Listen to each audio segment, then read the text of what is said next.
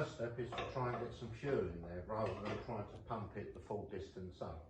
I'm not connecting the fuel tank at the minute, I'm just going to put it into the supply here to fill the tank up and then put it on the back of the tank and try and fire it up. If it works, great. As you can see, we have a leak. So that's our next priority.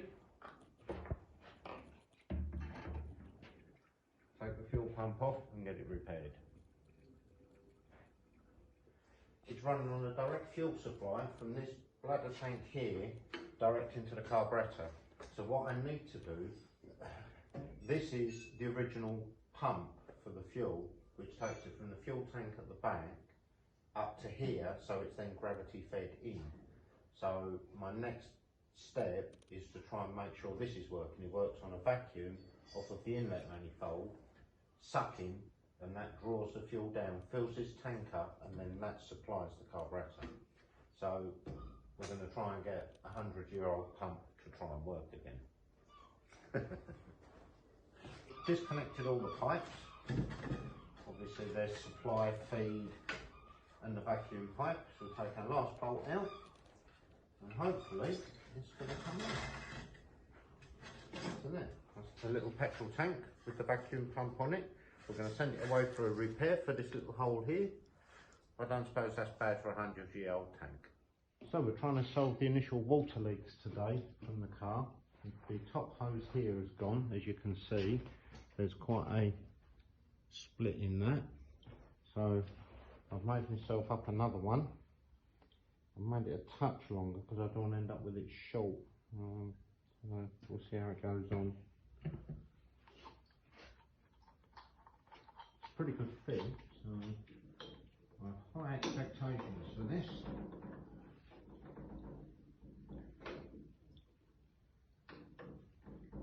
Of course, there's nothing to buy locally, so I had a rummage through previous projects and managed to find something. If it works, I'll be very pleased.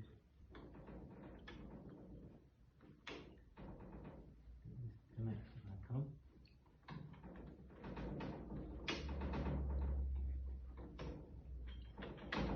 Tricky.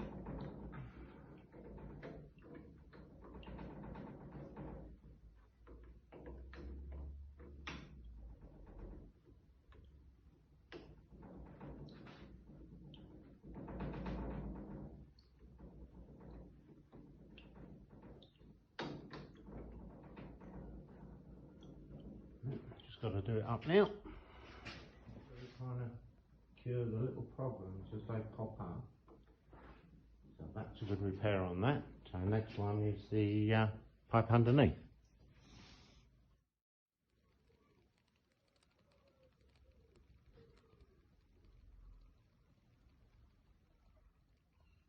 So we have our Autovac tank back from having its repair, which is just under the front there, as you can see. Has been repaired.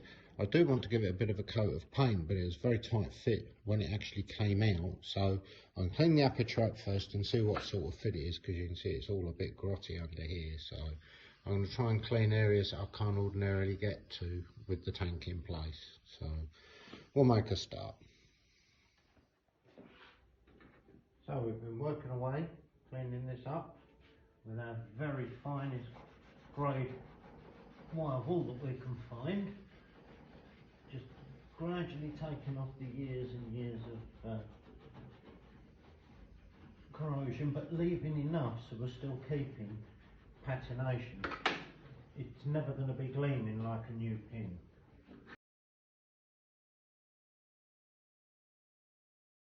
I'm hoping you can see the difference one side to the other, and that's looking quite smart there.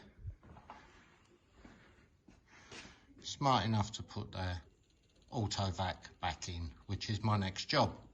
Cup of tea first, I think.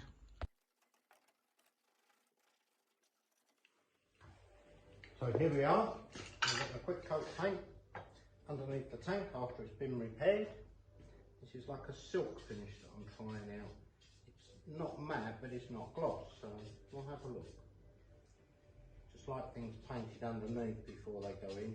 We can't put too much paint on that side because it was quite tight coming off. Very good fit in there.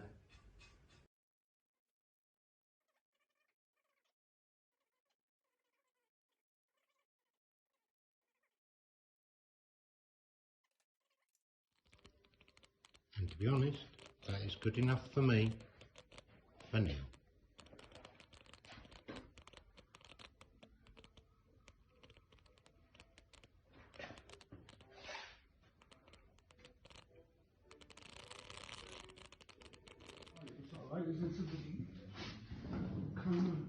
Right, so here we are on the left hand side. We're going to try and take these panels out so we can get around the engine a bit better and give it a good clean. We'll make a start on that next, I think. So that's that one gone. It's opened up through the car a lot more, so we can do the cleaning. I'll have a little look from underneath now on the scale of what we're going to be cleaning. So I can get to clean up all the engine underneath and on top. The next one is the panels here to come out underneath here, so we can get under to the gearbox to clean it all. Well, I'll stand back and let you have a look. We've been doing a bit of a tidy up on the engine. I'm going to silver up the exhaust jet, paint the clips and things in, but looking a lot tidier than it did and much easier to work on when it's a bit cleaner. So from the grotty horn that we had, we've had a bit of a clean up now. Most of the nickel's gone unfortunately, but the brass still looks good I think. And just that silk finish on the black, so we're going to put it back on.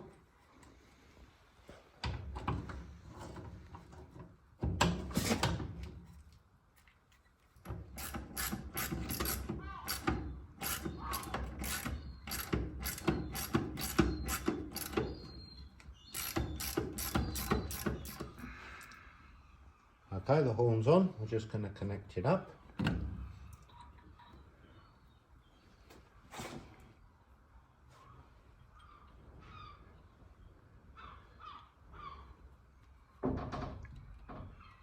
And hope it still works. Record. That's it all connected, let's see if it's going to work.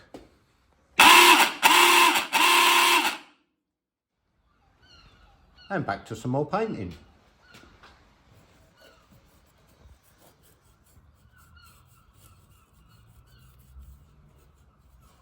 This is just a basic 2-pack satin black.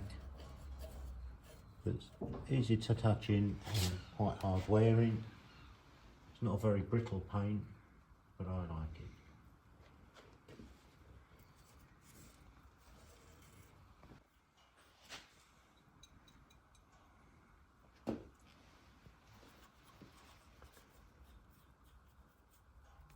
Just trying to sort of get a coat of paint on everything, just cleaning and tidying up, and it helps when you're working on it. I'm not putting loads of paint on, that way if I need to undo them, they'll undo. I'm sure I spend most of the time indoors. I don't think I could bear to park out in the rain. So we're going in with like a goldy bronze colour for the exhaust. That makes much that. I think it'll probably take 2 coats for this.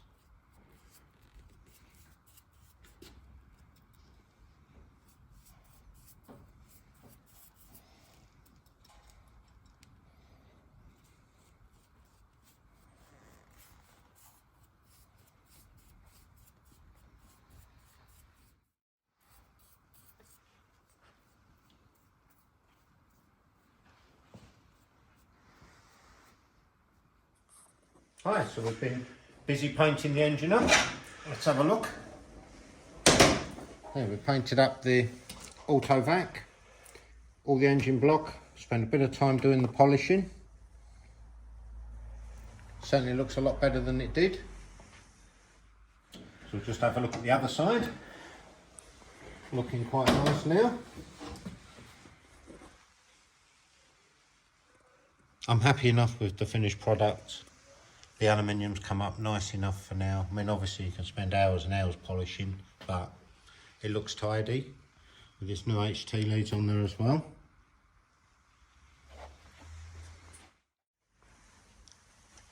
Thanks for watching.